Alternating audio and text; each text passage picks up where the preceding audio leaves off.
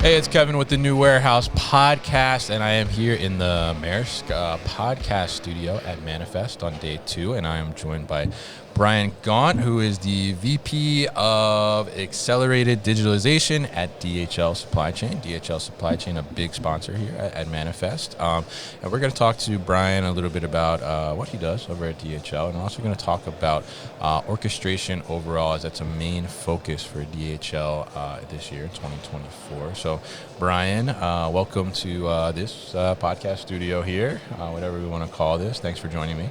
Yeah, thanks, Kevin. I appreciate you having me. Yeah, absolutely. So, so we're here at Manifest. So why don't we kind of get a little feedback from you? How's the show going for you? How are things? Show is great. Really think Manifest is coming to its own. Almost doubling the size this year. I think it's a great mix from a supply chain perspective on, kind of bringing the combination of established providers as well as the new providers to the mix as well. So I think it's a nice mix of both sides of the house. Yeah, absolutely. And I think that's a good way to put it, too, because there are, like, established providers here, like you said, like yourself, right, DHL, is a big sponsor here, but then also a lot of love for the startups, too, say, and the new innovations coming out. I'm curious, I mean, you guys, DHL has a big presence at a lot of the main, logistics, supply chain, material handling, trade shows. I mean, when you come to a show like this, I mean, what are you guys looking for? What are you kind of not necessarily in the market for, but like, what are you trying to see and what are you trying to accomplish? Yeah, I think it's a few different sides of things. One is, we want to get out there in the industry and share what we're doing. We have a lot to be proud of and want to share that with the broader community. The other side is, connect with the new startups that are coming, seeing what's latest on the market. The other piece is we have a lot of our customers that come here as well, so it gives us a nice area to reconnect with our customers as well. So it's really hitting a lot of different pieces for us. Yeah, absolutely. And I think it's such a great place to connect. I mean, I think they've done a fantastic job, right, of facilitating that in a way through the app and different means. So I mean, as you're here at the show, and we're day 2, I guess more than halfway through, so we can say we're almost done in a sense. Everybody's anticipating Neo, maybe. But so why don't you tell us kind of a little bit about what you're seeing maybe that's caught your eye, whether it's here at Manifest or just kind of in the market in general in 2024? Yeah, I think, definitely some emerging trends that are growing. The advancements in neural networks and, generative AI are really exciting spaces for us. We've really leaned into heavily the last few years our data analytics type of item, and we've seen a lot of vendors here utilizing data in interesting ways. So I think there's a lot of power to taking advantage of all the different connections you have with the different systems. So that is quite interesting.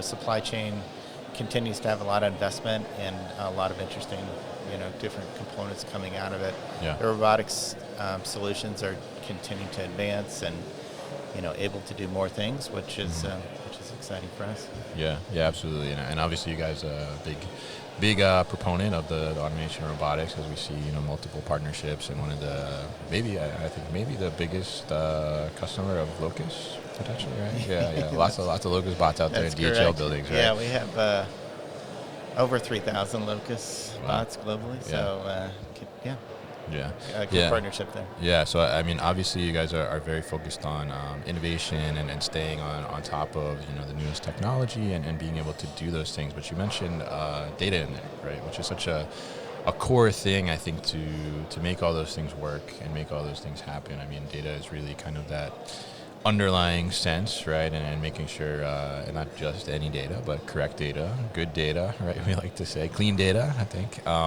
So tell us a little bit about kind of how you interact with that data, and maybe from the digitalization portion too as well, which is kind of your focus. How that kind of comes into play when you look at your network overall. Yeah. Big question, because there's a lot of connection points. From a data perspective, everything we touch, generates output. So, being organized and how to capture that to get the best advantage out of it is absolutely critical. So, our warehouses are still a mix of automation, but we still have manual tasks in there. Our people in our warehouse are our most important asset. So we want to make sure that, we're providing types of tasks to make the person in the warehouse the most efficient as possible. So we've been able to take data components not only from the individuals and associates working in our warehouse, but from the automation. So one of the great things about automation is it's really good at tracking what it does. So we can get very predictable productivity results coming out of those types of solutions that overall from a data perspective helps us better forecast and plan our day and optimize the throughput of the warehouse. As you know, the warehouse environment is quite dynamic. Although we work to get forecasts and things, from a day-to-day, week-to-week basis, there can be ebb and flows. So understanding the true output of your warehouse is absolutely critical so you can have it right sized and right resourced to meet those KPIs, those critical cutoff points for the shipping. So that has come a long way. I would say we've made tremendous advancements in that space over the past 2 years and continue to have a lot of exciting work underway where we run different machine learning solutions to analyze the data and do predictive analysis based on it. And there's a lot of great tools coming out to do that. Yeah, absolutely. And I think it's so, even as we see kind of the ever-increasing robotics, automation solutions that are coming out on the market, we see them here on the floor at Manifest and, we have Modex in a month, and I'm sure they're going to be everywhere, right? Yeah. But at the core and at that key function, like you said, is being able to have that visibility and that data to make sure you're doing the right thing for the people that are still in the warehouse and working, and being able to get the right outputs at the end of the day for the ultimate customer who's going to receive that product, whoever that may be, to have that best customer experience. And a lot of that kind of comes back to the idea of orchestration overall, right? And having that data and, like you said, all these connection points kind of communicating together, having that flow. So tell us a little bit about this orchestration project and focus that you're having on in 2024. Yeah, so connecting in the data is definitely a key part of that. Orchestration overall, or supply chain orchestration as we look at it, is really optimizing that full end-to-end visibility from the point of manufacture to those raw materials or those finished products arriving from the manufacturer into the warehouse, and then distributing out and tracking to our end customer. So orchestration takes a few different angles. One is complete visibility to everything in the supply chain. So we have some fantastic visibility tools that allows us and our customers to have complete transparency of their products from beginning to end. So I think that is quite helpful for planning purposes. Also within the four walls warehouse, orchestration utilizes the data and data analytics that we just spoke about to optimize the day and optimize the week and optimize the month. So, we talk about the warehouse being in harmony and harmonizing how the processes work, and that's quite important. And the only way to do that is just to really understand your business. And, even when we drop in automation, there's often touch points between a manual process and an automated process, and really understanding how to best link those in. Robotics can be kind of complicated at times, and trying to smooth that out to put them in the best position to be successful is important.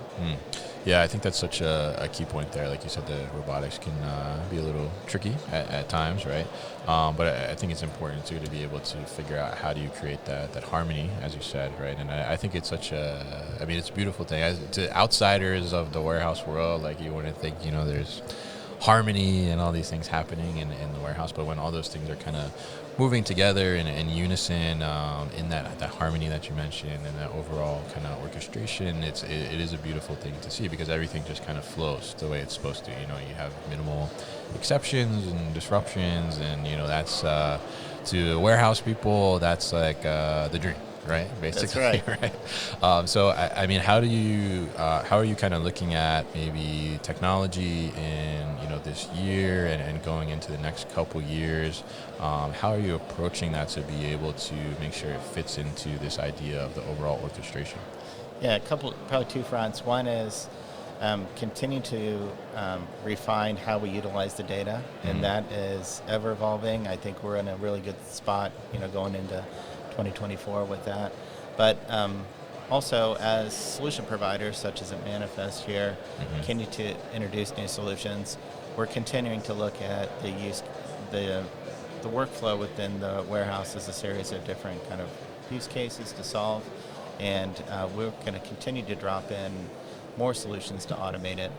Um, and this is quite important to us. Not only does it make our warehouse more efficient, but a lot of these automation solutions that we put in really help our associates. So it makes Mm. it a more appealing location to work because they get to work around robotics and automation, which offers them some exciting career opportunities, Right. as well as, these robotic solutions do a lot of the tasks that the person really doesn't want to do.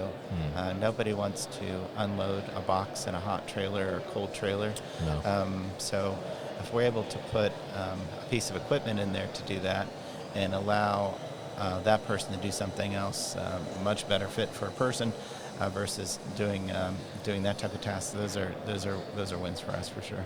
Yeah, absolutely, and I think that's such an interesting point because there has been over the last several years conversation around robotics, automation, taking away jobs, and things like that. But I think it's such a key point there. Like you said, it's like about putting those solutions in place that are gonna enable your workers to have a better experience, have a better more healthier, safer experience too. Like you said, no one wants to be in a hot container, no one wants to be in a cold container. I don't think anybody wants to be in any container at Right. any point, right? And that's a tough job, arguably one of the hardest jobs in the warehouse process, I would say, especially those floor-loaded containers can be a bear, right? Yeah, that's for sure. So it's great to look at that, and I'm curious because I know, and we were talking before, I've worked with DHL before in my past, and it was always very interesting how well you treated the worker, and we're concerned about that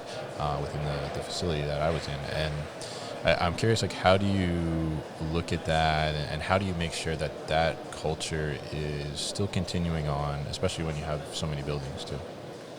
Yeah, I think, like I mentioned, our connection with our associate team, that's the Mhm. strength in our company. Yeah. We bring, as DHL supply chain, a lot of people can go buy some of these tools, but not unlike a craftsman, you can go buy a particular tool, but really understanding and refining it takes Yeah. another level of expertise. We have that experience at DHL. We're a global organization, well connected. Um, all around other regions to taking best practices and bringing those forward and sharing those broadly across all our warehouses. Mm. So this continuous improvement effort that we're able to gather just from a share scales perspective is quite important. But back to your question, culture and our associates are absolutely the most important. Safety of our associates, Yeah. by far, always number one.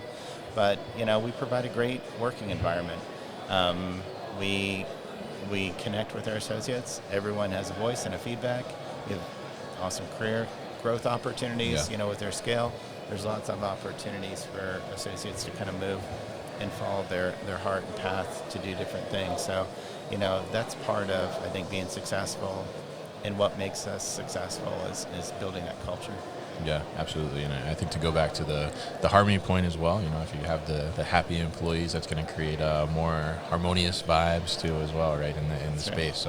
So very interesting to connect with you, Brian, and talk about these things. I mean, it's really a great insight always to check in with DHL and learn what you guys are up to and what you're focused on. I think it's a good insight and a peek into one of the top providers out there to see what you guys are doing and get some good takeaways there. So I really appreciate you joining me here in this podcast studio at Manifest. If people want to learn more about DHL or see what you guys are up to, what's the best way to do that? Yeah, reach out to us if you don't already have connections within DHL supply chain. Mhm. Utilize those connections. Go to our website, dhl.com. we're happy to connect with anyone to kind of share what we're doing. And we've got a lot of excellent things going on here, and really proud of it. So thank you. All right, fantastic. And we'll definitely put all that information at thenewwarehouse.com as well so people can easily find it. So thank you once again to Brian Gaunt for joining me on today's show.